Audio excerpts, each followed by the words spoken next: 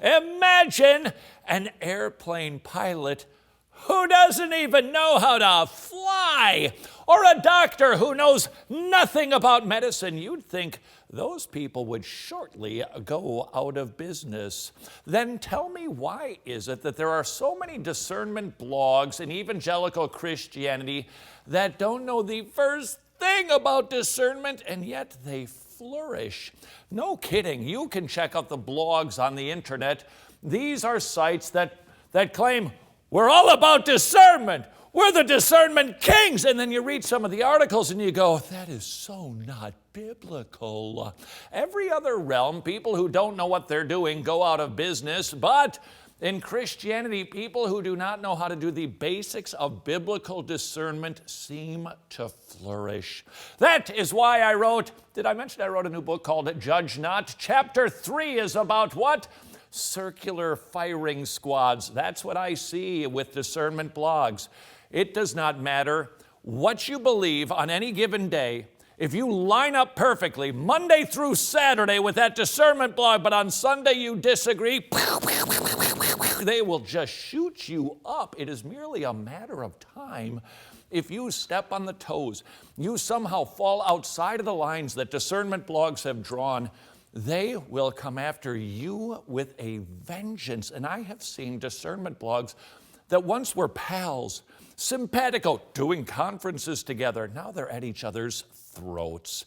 Why is this? Well, I would suggest to you it is because very few discernment ministries and, well, frankly, very few Christians study the subject of biblical discernment.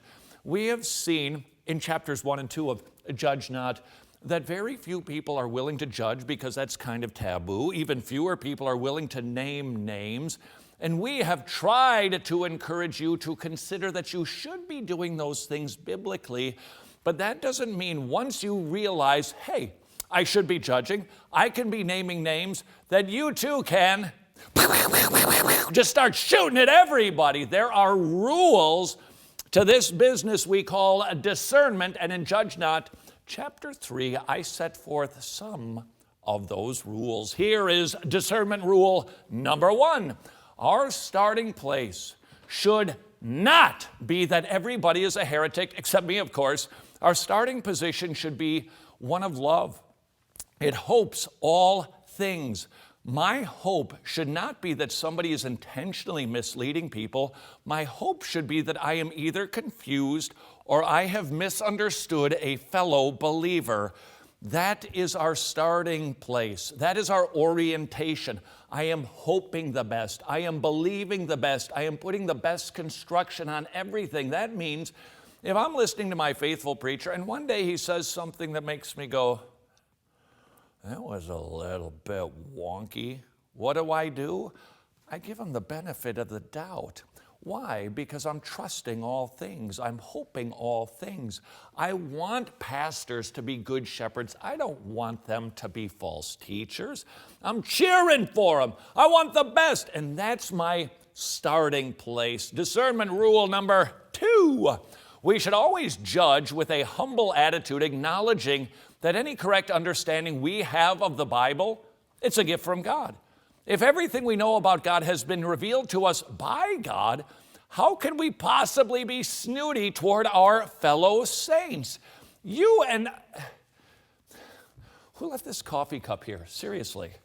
I made that for you. That was your cue? Okay, hold on.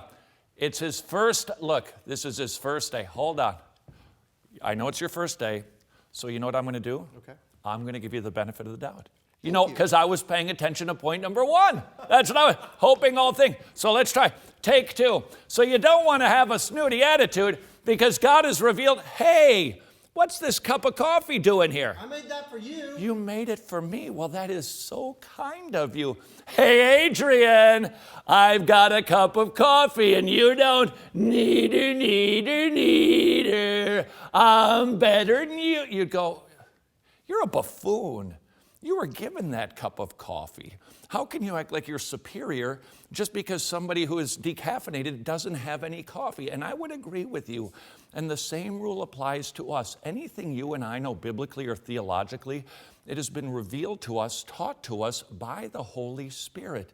So if I see somebody who doesn't know as much or they're a little bit off on something, the last thing that I want to do is jump all over them with an arrogant, snooty attitude. That's rule number 2.